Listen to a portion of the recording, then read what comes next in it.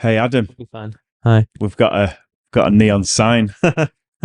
Yeah, I know, and it's messing with the flicker on the video as well, which is Apologise to I'm the gonna have to viewers. work out. It's The brilliant. listeners is all right, but the viewers, we've got a neon sign there, and it's causing flicker. So we're Video really sorry about that. video prompts, but I thought it was being really clever having a sign.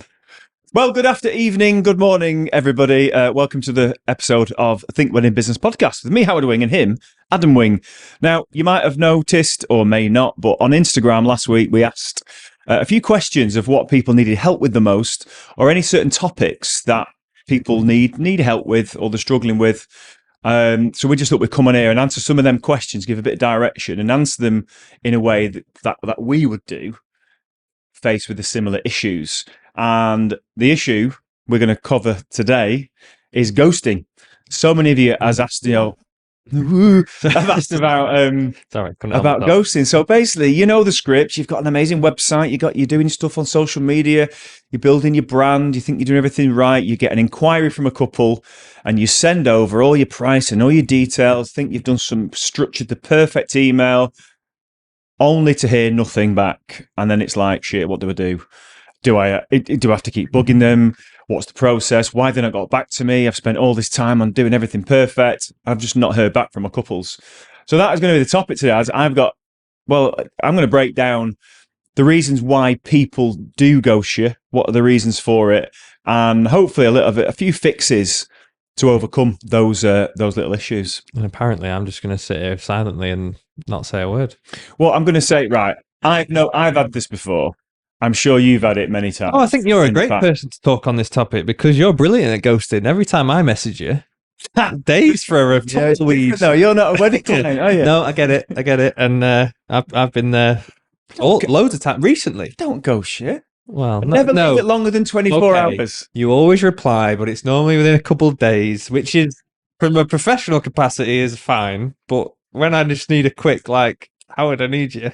Well, right. But this is the problem, I think, in today's this is world. one of the fixes, isn't it, for that? Because you should, if you need me there and then, you need to ring me. Yeah. This could be one of the fixes But we in talk about. today's world of instant, I think the brides and grooms are growing up. Gen Z, is it that we're in? And they're so used to getting DMs and instant replies that I think more than ever, waiting a day or two for, and I bet you've had this. I've had an email inquiry at 11:30 at night, quarter to midnight, and I've been asleep or I've got it and I've thought, I'll reply to that in the morning. Great. And then the next day, if you've not replied by lunchtime, I'm then getting an Instagram. Did you get my email? Haven't you replied yet? And it's like, because people just want the reply. But isn't it funny? Because then you do reply with all your price and everything, and then they nothing. ghost you. Yeah. It's like, what? How the hell do we get around it? I want to kick off, Adam. I think we should get straight into content here, and I'm going to say, what are the reasons why people are going to ghost you? And I've got a bit of a set of answers to that question. So number one, your email reply wasn't clear enough. That's one. Your reply had no call to action. You didn't reply including questions, which is something we're going to talk about in a little while. Your reply was too corporate and impersonal. You replied too late. And you replied no professional signature or social links where people can find out about you a bit further. And you only replied with a return email, and you didn't use any other form of communication. That's your start. What was that? What was that? 6 or 8 or something? Well, I'm going to add Different the reasons. other obvious one is that your email never got to them, landed in spam, junk, whatever. Which is, yeah, it's funny because that it obviously does happen, and the amount of times I've been ghosted and gone, oh, and I've just sat there going, it must have gone to the spam. Why have I not heard back? It must have gone to the spam. Most of the time, it doesn't. Well, that last one I said there about you only replied with a return email and just left it and did nothing. Yeah. And you're leading into that perfectly, because I think we can talk about that. So I would genuinely always follow up with either on Instagram or Facebook, find the couple, WhatsApp, because you've got their phone number as well, so you can send them a WhatsApp. As soon as you send your email, I always follow up. And this is good practice to say, hi, just to let you know, thank you so much for your email inquiry. I've sent you a reply. I wanted to check here just to see if it's not landed in your junk box and you received it okay. Yeah. Let's go back a step, because you said, oh, you've got their phone number, you can WhatsApp them. This is only if in your contact form on your website, you have a field that says phone number, and it's mandatory because you need that information so that you can then. Well, lesson You number one could then. try and find them Yeah. on Facebook and Instagram, but if you can't, or they're private or whatever, because oftentimes, like if you're dealing with teachers, impossible to find online because they've hidden Yeah. the names.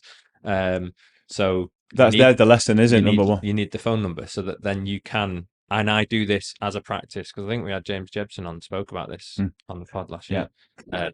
I email them and then I get the number, put it into WhatsApp, and I say, I've emailed you, but I'm just conscious that sometimes my email lands in junk. So I just thought I'd follow up on here to let you know I've replied. And if you can't find my email, it will be in your junk.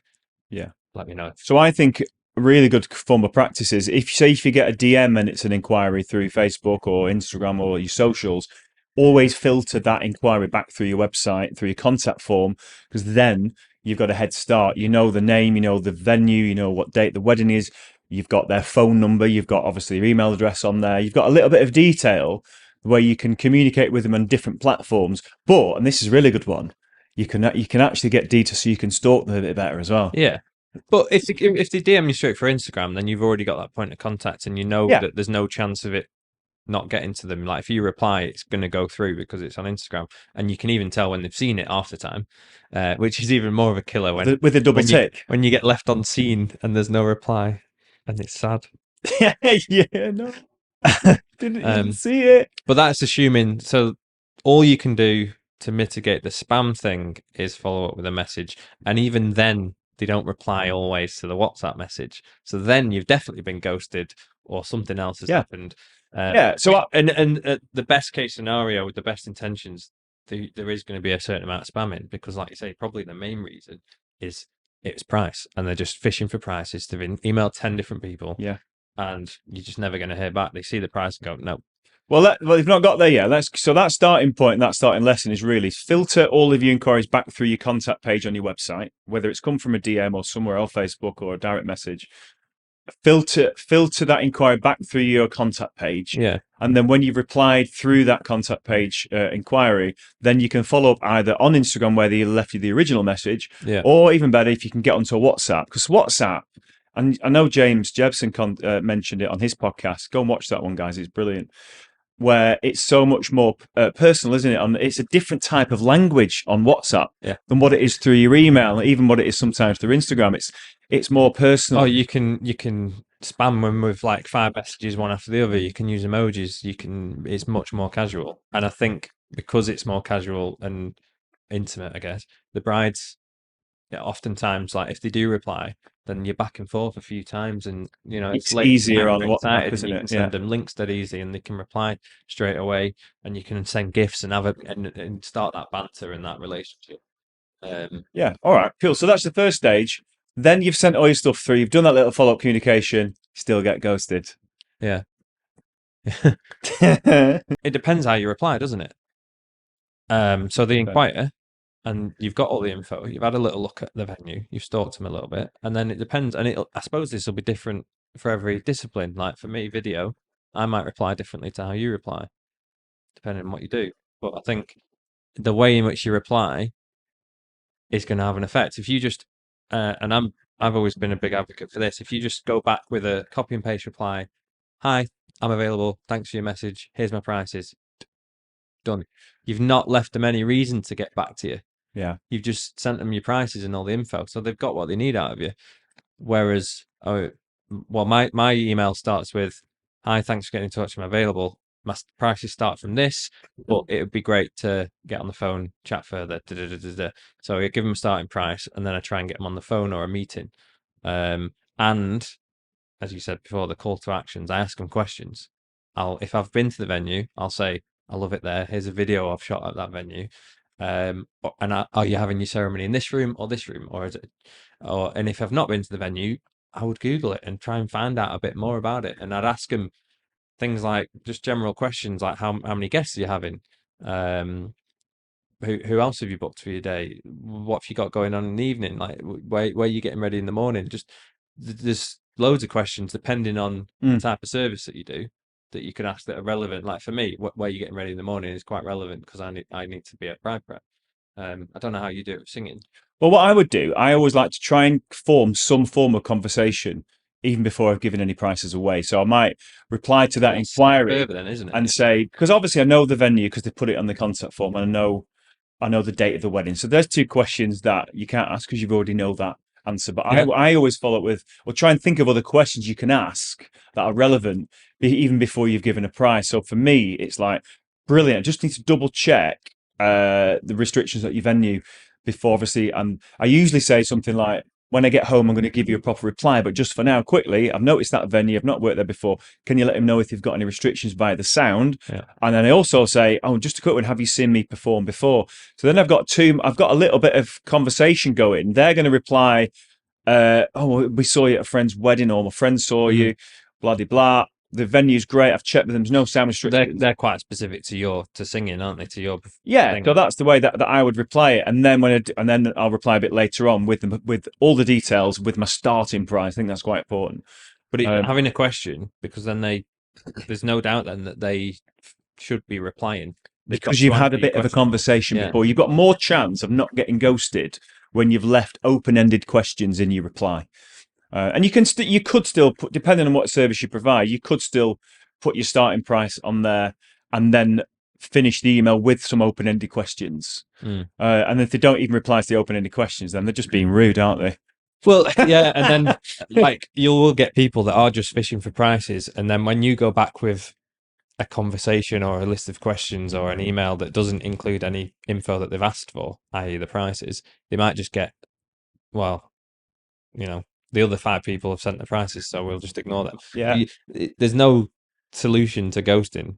What I think is a really good one, though, is if whatever service you do and they talk about the venue, you know what venue they're getting married at, you can reply and you can start telling them how excited you are that that's the venue they've booked. We've worked here before, and that's when you can include images or bits of video links to when you've worked at that venue. So if they can start imagining you being at their venue and you love it and you love the staff then, and if you're a photographer, oh, this is a brilliant area for a shot.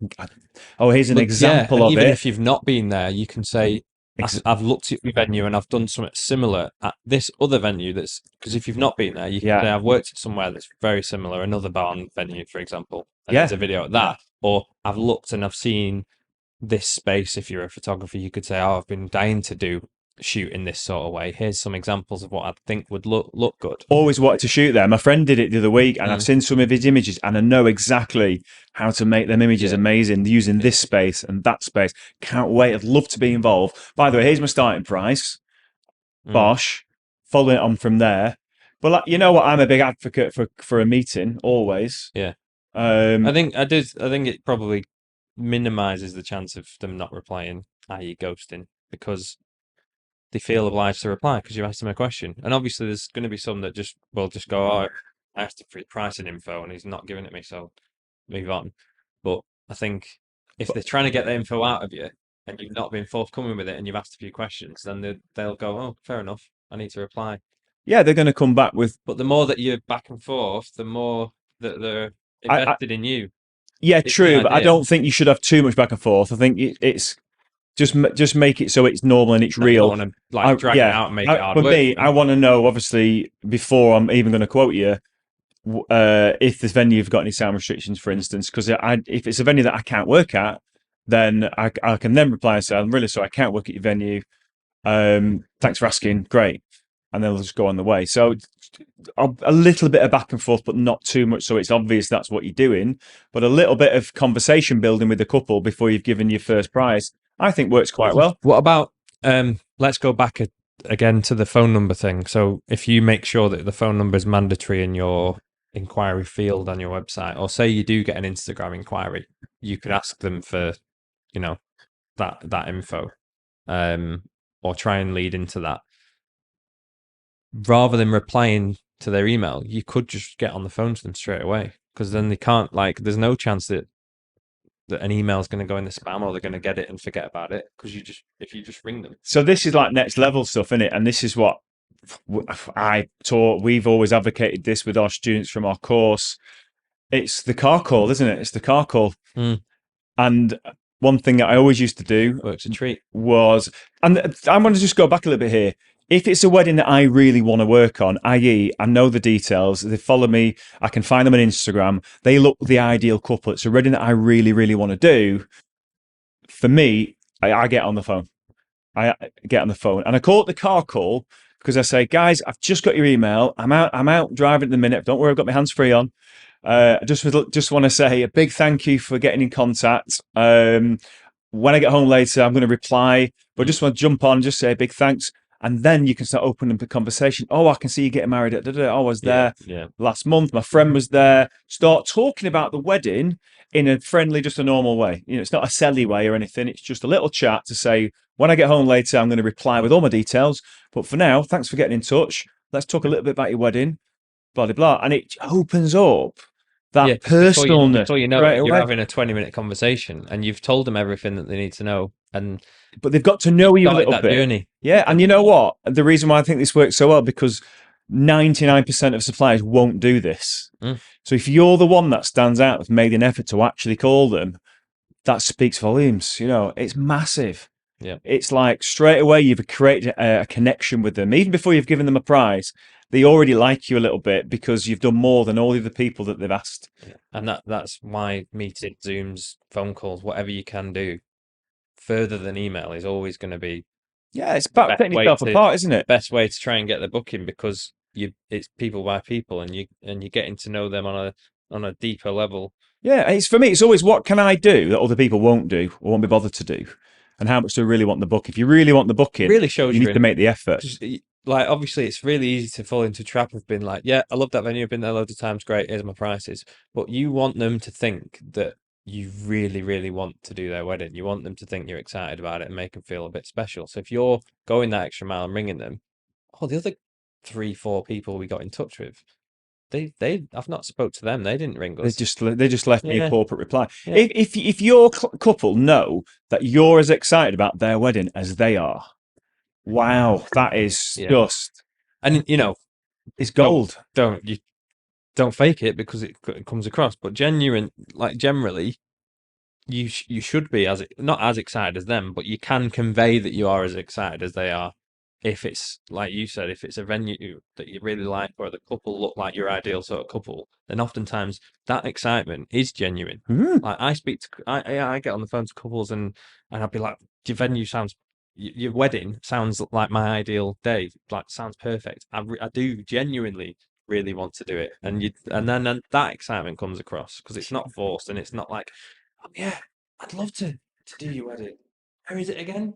Like, you can't fake it. Yeah. But if it's genuine, that'll come across, and then they'll really appreciate that. And you know what? Why we should all be excited about weddings anyway, because we're going to turn up at beautiful venues with great crowds of people, doing something that we're in control of doing. If you're not excited about it, it's like we're not digging holes for a living. It's like, I'm excited. Someone's going to pay me to go there and have a bit of wrong if you're not excited about it. But that will stand you apart when compared to the other people that just send the basic copy and paste corporate email. Already, it's like, well, we've spoke to 3 people. They're all in the same sort of price bracket. They all do the same sort of style of service that we're looking for. But Adam, we already kind of know them because we spoke to them and they made us laugh, and it's just no brainer, isn't it? It's like, for you as a filmmaker and even photographers and things, the standard is really high, and people are doing and consistent, and they're quite similar. And again, I go over it, but it's what things can you do that your competitors are not going to do to get the booking. And it's certainly things like getting on the phone call, creating that personal connection with your couple, going on the different platforms and chatting to them in a different area where they feel more comfortable. It just shows you're making more of an effort. The car call is, because I've even gone to the lengths where I've been at home, sat at my desk, and I've gone out in my garden so that at least when I ring them, it sounds like I am genuinely outside. So I'll be like, oh, hi, I got your email. I'm just out at the minute. I'm away from my desk. So I will reply later, but I just thought I'd quickly say hi. Perfect. Yeah, but that's fairly instant as well. They're like, wow, these guys are keen. These are on it. Yeah. Is there an argument for being too keen, like replying within the hour? And there's both ways. So you don't want to leave it. Believe it or not, I used to actually leave it a little while before I replied, trying to build. In my mind, I was thinking, well, they think, oh, he's super in demand, he's super busy, can't reply straight away. Mm. Do they want me even more now because I've just ignored them a little bit? It's just you perceive it, you're portraying yourself as super busy and like you say in demand. So maybe that makes, oh, we've not heard back from him. Like we don't want him to get booked up. And there's that element of You're kind of ghosting them a little bit at the start. Makes yeah, it because when you get ghosted, you really want to hear back from them. yeah. So if you ghost them, is it reverse psychology? Yeah. So But then you don't know where they're at. They could really be invested in you and desperate to hear from you, or they could have yeah, I'm going to go back in it and five say days. I actually don't think that's a good thing to do now. So it depends where you are in your career, but if you're starting out and you're striving, you want to get all them bookings in, be on it, show the keenness. It's changed for me planning my own wedding because as a groom on the other side of it now, when I was emailing suppliers for various different things, me and Jade would sit down on a Sunday evening and go, right, tonight's wedding planning night. We've set aside 2 or 3 hours this evening to let's do some Yeah. wedding. So you email everyone, and then if they don't get back to you, you're like, oh, we can't. We'll have to wait till next Yeah. when you've got a bit of time for wedding planning. Yeah. So then there's an argument there that if those people replied straight away, and this is where if you can get them on WhatsApp or something, then that's great because it's a bit more accepted that it's back and forth instantaneous. I think this is really interesting. The fact that you've just said that you're planning your wedding, you'll sit down, you'll allocate time where you're going to work on your planning. So imagine you've pinged out 4 photographers, and while you're actually there in wedding planning mode, one of them got back to you and they followed up straight away with a WhatsApp, or even rang you. You're in the moment. They're in the moment. We're in that frame of mind, and we're great. We'll spend the next hour looking at what you've sent through. Thank you. And then you can, other than the other 3 people who don't reply till the following day, or and it's 2 days later. Yeah, it's like, well, we're not going to be able to sit down to go through that again now. I did actually like you, but to be honest, we chatted to somebody before, we spoke to someone, and you're not going to say this, but wow, they really fit the bill, and they were dead keen, and they were dead nice. They were saying everything that we wanted to hear, and I think that's another good thing as well. If you're, a photographer, you've got to be saying the things that they want to hear. Unobtrusive. Let the day be yours, but I'm going to be there to doc. All that kind and of. I think people know not to just book the first person that they speak to, but if that first person does tick all the boxes, then why not book it? Yeah. Early bird and all that. Well, it's a bit like when people choose a wedding venue as well. They might have a whole list of wedding venues to go and look at. They might go to the first one, have a brilliant wedding coordinator. They love the venue. Should we just book it? I'm a bit like that. We did that. Let's just do it. Our venue that we booked, it was the first one we looked at, and everything, it ticked all the boxes more or less. And why do we need to look elsewhere? So we did look elsewhere, but every other one we looked at, we were comparing to the first one because we already liked it and it already did everything we wanted. So it was a bit half-hearted. The rest of the research was like, well, we already liked the first one. And and this is why you need to come across really friendly and supportive and helpful for your couples. Because I had a couple who, similar scenario to you, where they went to the venue and they were like, that is the one. They went to another venue, ticked all the boxes. The wedding coordinator, the person running the wedding, wasn't very nice or very friendly, and actually pissed them off a little bit. Even though they liked the venue equally, they went with the other one because the people were much more friendly and more accommodating to them and their needs. Because you can go to some venues where they're a little bit up their arses sometimes, and it's like, I don't want that. I want that nice, relaxed vibe. So the person is always key. So if you're on the phone, you're coming across friendly, you're almost becoming friends with them straight away, you're going to get the booking over somebody who might have equally as good work, but not as friendly or personal as what you are. So I think that's always a key as well. We are getting slightly away from the ghost because that's the next step. But it's all part of the ghosting, is it? What, they're not going to ghost you. Get them on the phone, and then getting the booking is a separate issue for another day. But for those people that don't want to get on the phone, you can still go on WhatsApp and leave replies. You can even leave little voice notes on there. But you've put in your notes here, you replied too late, and that is an argument. If you reply couple of days later and they've already had 3 other replies and spoke to those people, then they are going to ghost you because they're like, well, we're sorted now. Yeah, I think reply as soon as you can.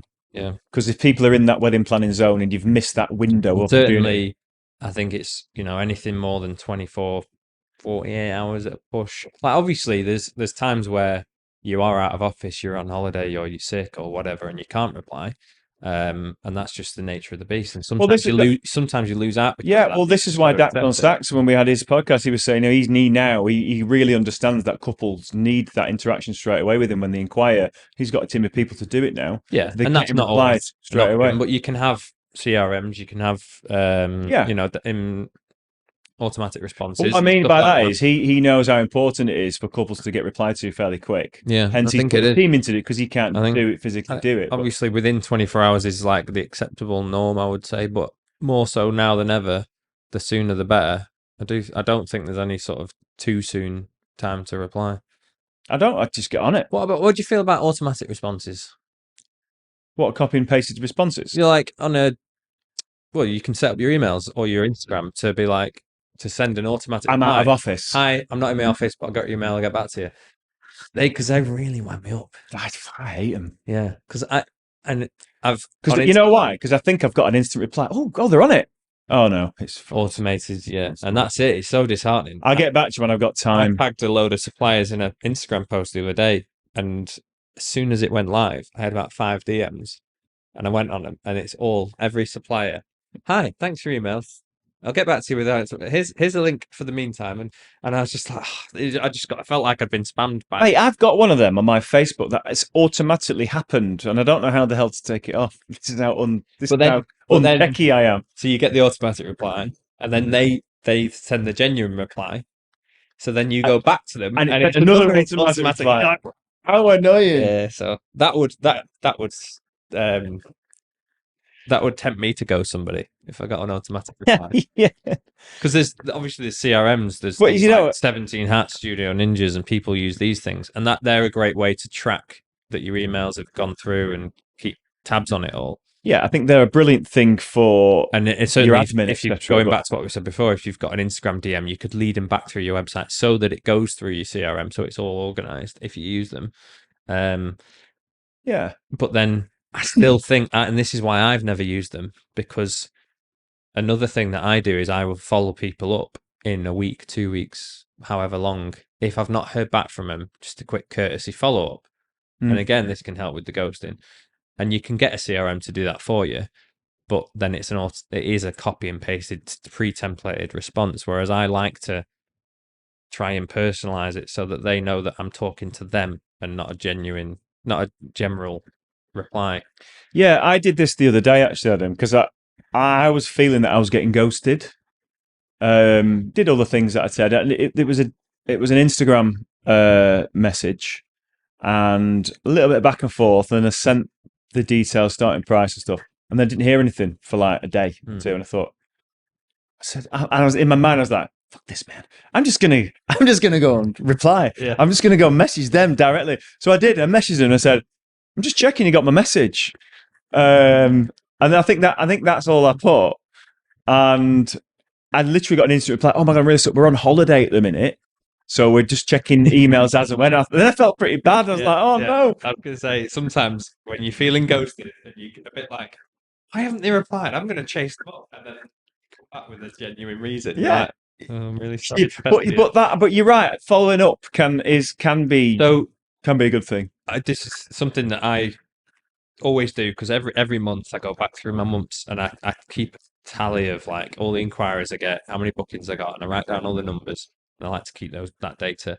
So at the end of every month, give or take, I'll go back through my month's worth of emails, and anything that's older than a couple of weeks, or 2 or 3 weeks, I'll just follow up with like a, hi, just checking you got my email. And there's always the classic of someone else inquired by a date. So there's that, yeah. And that can be genuine sometimes. I've actually had that many times. I've replied to a couple the next day because someone else has inquired for the date. Yeah. And I always lead in with, hi, just checking in. Someone else has inquired for your date, and I didn't want to speak to them until I'd checked in with you to see if you're still interested. And you know what I do as an extra? I take a screenshot of the actual other inquiry and I block out the names so they don't know who it is. But I say genuine, so they know it's genuine. I don't want to think that I'm desperate for the work. I've literally had another inquiry for your date. That's a good way to do it. I wanted to let you know first before replying to them, let me know. And if you don't hear anything, then obviously Because you can go and reply to the I couple. reply with that sometimes, even if I'm not had an inquiry. Yeah, well, you can do that. Because It's a little trick. it generates a bit of urgency, and at least then you get a reply one way or another. Because then sometimes they'll say, "Oh, really sorry, we never go back to you, but we've sorted somebody." Really sorry, you're out of our price range. And then at least Which you know, which is good, because then you can not mentally move on bit from of it. advice to if you're a bride or a groom, please reply. Even if it is out If your you're not price range interested, just reply. or any other reason, we're not going to be offended. Yeah, Just and let us this know. is it. I think brides and grooms are like sometimes feel like maybe they don't need to, like it's not the done thing, or maybe they are like, oh, I don't want to Maybe they're a bit give embarrassed. them They a don't, bad news, and but it's not anything to be embarrassed about. yeah, yeah. Please don't feel bad. Just reply, because then you can and you can free the date up. And some people do hold the dates for however long, don't they? But Yeah, the follow up thing, and someone else has inquired, just checking in. That's a great way to kind of again encourage them it's to try and draw good out way a to reply. draw a reply. Yeah, But I like to keep it as personalized as possible. And goes back to the initial reply. If someone inquires with me, I'll always say, or I'll mention the venue or I'll mention the location, because then they know that it isn't a copy and paste reply, and it is you're directly talking to them. You're not just sending, "Hi, bride and groom, I'm available. Here's my prices." hi, Brad. You know when it's a properly personalized And email I think reply, don't you? taking the time to reply properly and include the name and check that you've spelt everything right and the grammar's all right and you've tried to personalize it in some way. The more information you can get, the better via your contact form, or if you just ask them on Instagram, and you can get their venue or you can get their style, and then you can really start to Oh, I love that type of wedding. Here's one I did at this venue. And it's the same when you send the follow up. I'm just checking in. I'm just wondering if you are still interested for your wedding at so then they know it's directed at them rather than just a general. All right, so I just want to go on just a bit further on the email. Now, I know one of our friends who's been on the podcast, Russell Kent Nichols.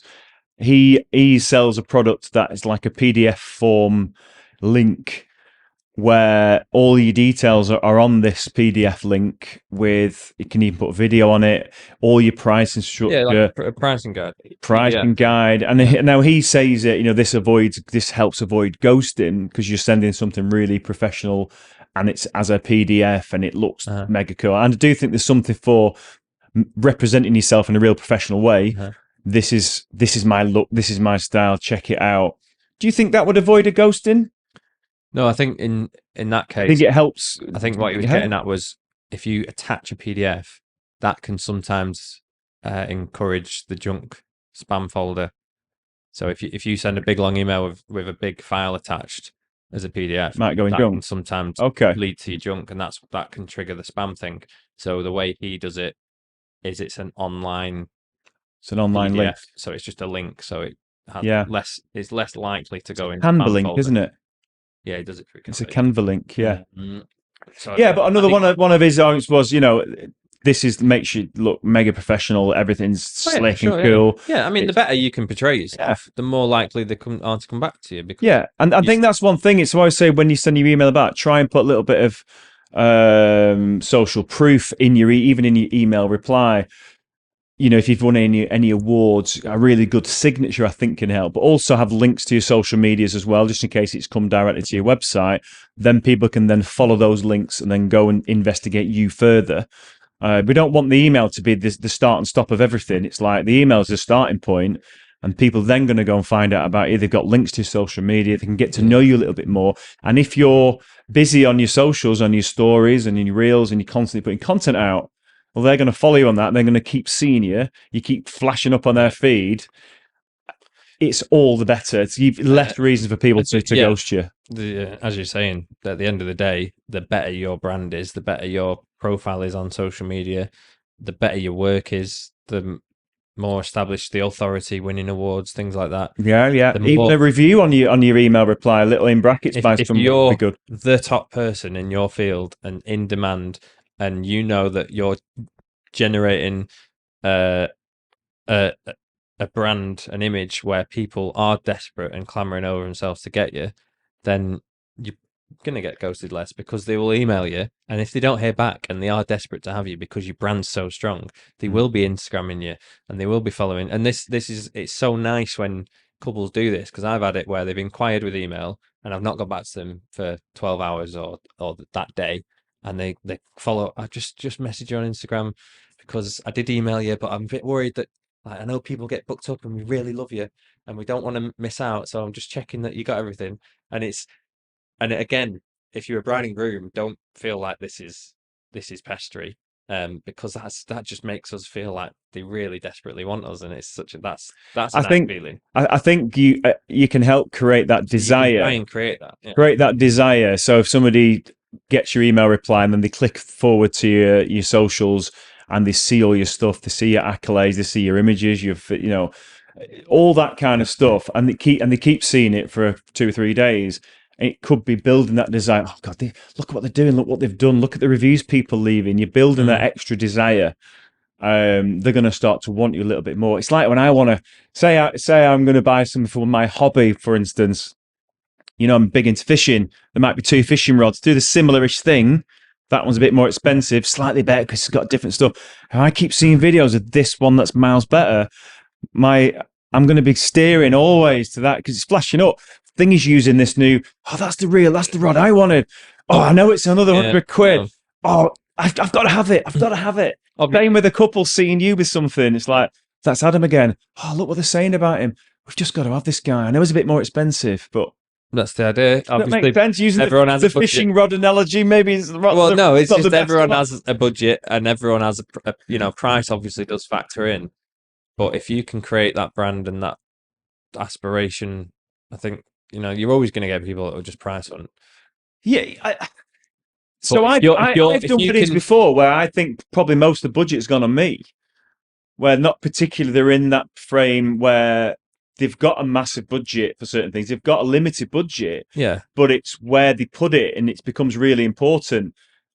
They were going to go that extra mile, I think, if you've managed to create that desire with them. well, it's you're selling the experience, aren't you? Like your fishing rod thing. The more videos and let's use like Ferrari for example. Let's use something cooler than a fishing rod. No, nobody's getting in a Ferrari and test driving it and asking about the price, are they? And No, that's the classic no. because it's Ferrari and they've got the brand, and you get in and it feels Yeah, like a they Ferrari. already know they want that. Yeah, and it's like when you try on clothes. You try on and it fits so good, and you look in the mirror and you look so good. It doesn't matter That what, like the price is and you see the price tag and you go, but I've already fallen in love with it. Like I need it we need to because you've make it already happen. tried it on. Yeah. So if you can get that experience across them and you can make them picture you on their wedding day, then they hear the price.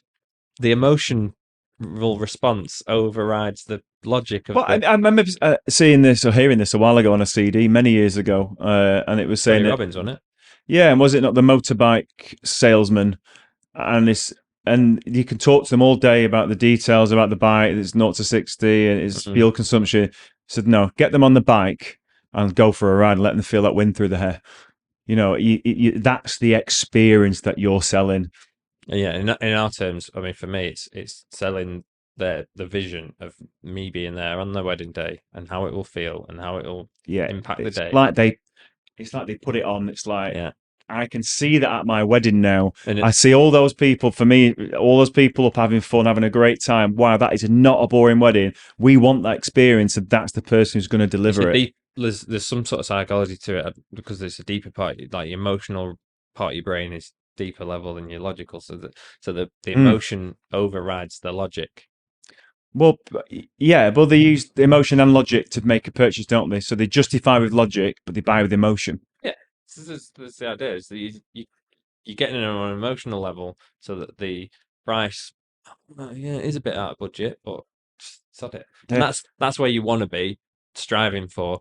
And at the end of the day, Yeah, so I that mean, that going back to the ghosting thing, that if you will. can create the desire, throughout the process, then wanting to book you, I think Well, creating the desire as well is actually getting to them first, getting on the phone with them, creating a connection. They're going to be more in tune with assuming you, aren't they? that they have genuinely got your email, it's not gone into spam or somewhere, then the best way to make sure that they reply is to have that desire and stand out and be the top person. And yeah, obviously the budget's a big factor. if it's double the price of their budget or triple the price of their budget, then the Depending on the experience matters less yeah. in general. But for a lot of, in a lot of cases, that kind of desire will outweigh the cost. And I think if you can get that right, then you're certainly going to get ghosted less. Having said all that, there is still times when you're going to get ghosted. There is, and just know that is part of the business sometimes, and it's part of it. So I think you need to. It's generating enough really inquiries. Get in your head, and you can kind of get I go through this all the time, like mini crises where I'm like, I've not had an inquiry for a week, or no one's replied to my inquiries for the last 5 that I've sent out. I've been ghosted by everyone. Is it the price? Do I need to drop my prices? And the amount of times, especially this year, because it's quieter for everyone, and it's nice to hear that everyone's in the same boat, because if I hadn't heard that, I'd be panicking and going, maybe I do need to drop my prices, cost of living. I think generally it's never the prices, and I always stay true to that, because I get so many people at my weddings that say I'm not charging enough after the wedding. You're not charging enough.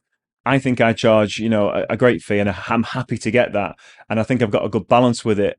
So I think generally it's not the price. It's either you've not communicated effectively, you've not created enough desire in your couple, and you've not connected with them on a personal level. I think those are the reasons why you wouldn't get the booking. Why everything that we're talking about is relevant, because the responses we had on Instagram that were saying, can you, and the people that struggle with ghosting, oftentimes they won't be doing all of these things that we're discussing. Not all of them, might be doing 1 or 2, but not all of them, and not doing them well enough.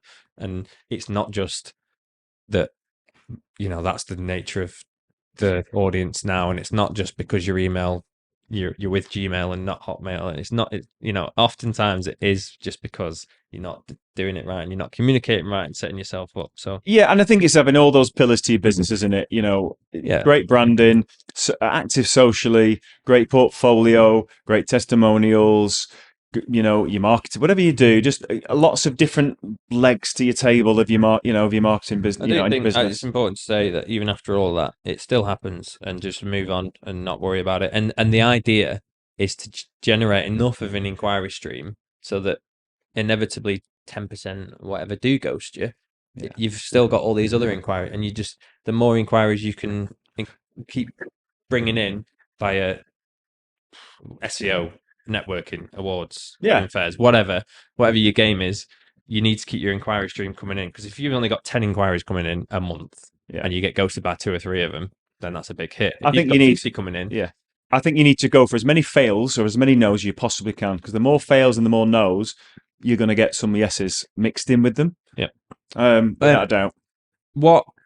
Where's the line of pestering? So yes, you've been ghosted. Yes, you follow up on WhatsApp. Yes, you reply a few weeks later just to check in, and you do the whole like someone else is inquired. You're still getting ghosted at that point. Forget it, because you don't want to come across desperate.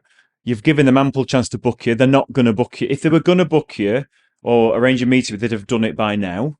So I think the good thing is by then they still might have liked you on your Facebook or your Instagram and be following along. They might be ghosting you. I've had a perfect story. I was ghosted last year. Did the usual follow up. Somebody else asked for your day, or I can't remember what it was, but it was something, and I was completely forgotten about it. However, they followed me on social media, and we did actually happen to have a few mutual friends as well.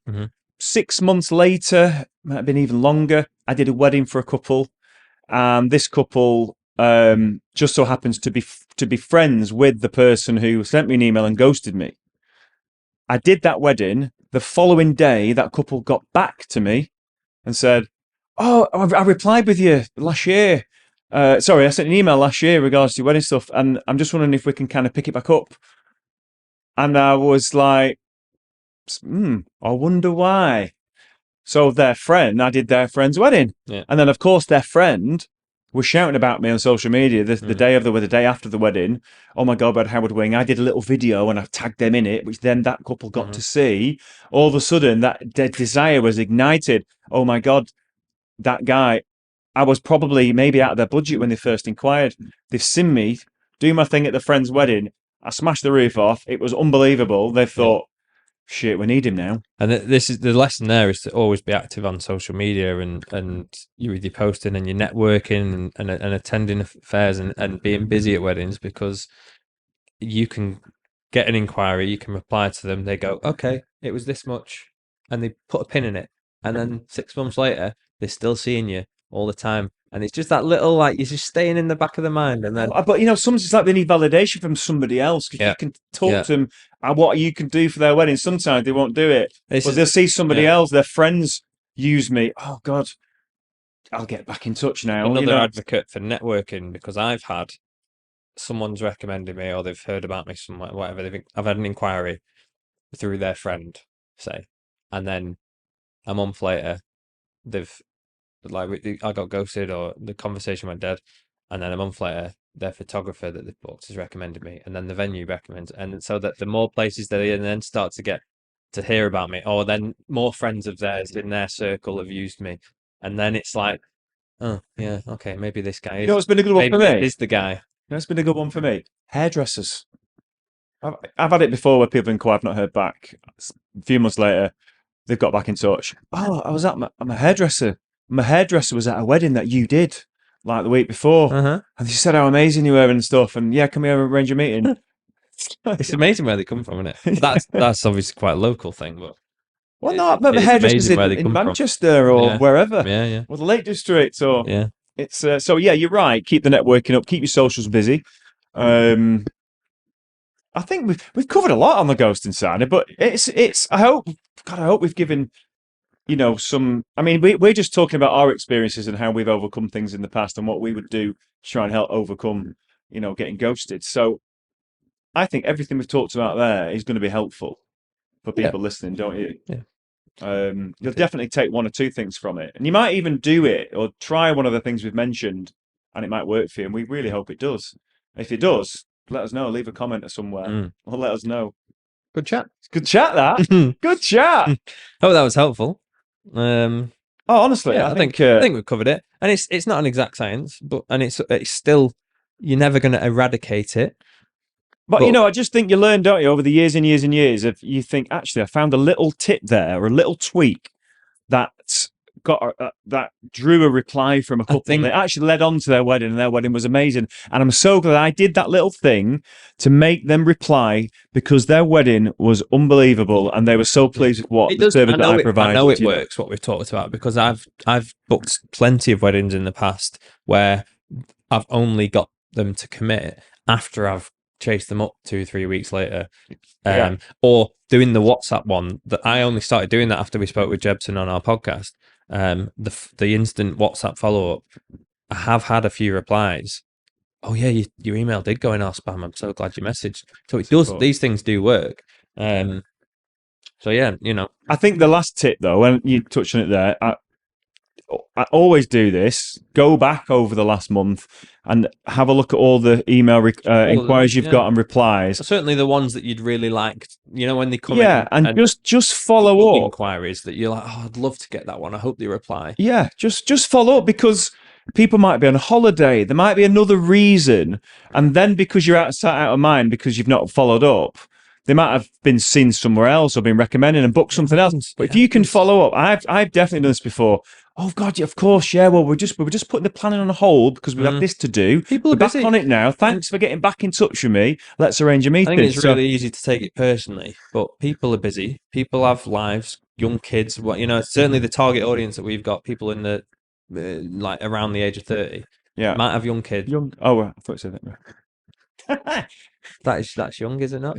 Yeah, of course it is. Yeah, of course. I thought you were thinking something else. So people like myself, early 30s, couple of kids, young kids, and life's busy. And sometimes you get the email, you might read it whilst you're out and about, and then that notification's gone then. So it gets buried in and you just forget. And so, you might a week later set some time for wedding plan and then get back on it. With the best of intentions, people do just forget, and so they probably do appreciate that little follow up. But I think the people that are killing it, the people that are marketing well and branding themselves well and are generating enough inquiries it's a numbers game. If you generate 100 inquiries a month and you're going to book a certain amount of them, and you've got the amount of bookings that you need, you're not worrying about people ghosting. You're not worrying about all those other ones that ghosted you because you've got your number of bookings that you wanted. Yeah. So I think it's more the people that are starting out or the people that are struggling that suddenly go, "Oh, I'm a bit worried. I get ghosted quite a lot." Yeah. And you've got to look inward and go like, what am I actually doing How to can I do it mitigate better? that? Can I do it better? Yeah. And I think, hopefully, for what we've discussed there has some tips in. Well, listen, if this has happened to you and you do use any of these tips and it works for you, just let us know, guys. We'd love to hear your feedback. Thanks for listening, everyone. See you on the next one. On that one. Yeah. Just me and thee this week. Yeah, we have got some guests lined up. It's quite nice to do the odd one, just does, isn't it? Well, obviously, it's nice to hear from experts. I think it's good, and I think I like learning from the interviewees, but it's nice to chat. It is. I also think it was good to answer the question that that people are asking us, because it cropped up so many times about ghosting, and it's a bit of a hot topic, isn't it? Ghosting. So I think it was about time we addressed it and how we would deal with it. So hope you enjoyed that one, guys, and you got something from it. Thanks for listening. Bye. Bye. Bye. So thanks so much for listening. We really hope that you found this episode insightful, inspirational, and if you did enjoy that, then please consider subscribing to us wherever you get your podcasts, iTunes, Spotify. We're Think Wedding Business. We're also on YouTube and Instagram, so if you want to watch us, you can go over to YouTube and find us at Think Wedding Business, and the same over on Instagram to keep up with all of our future episodes. We'd really love you to subscribe and join us on this journey. And if you do like this content, please consider giving us a 5-star review. It just helps us get seen and helps spread the word. So thanks again for listening, Wings and we'll see you out. next time. Bye-bye.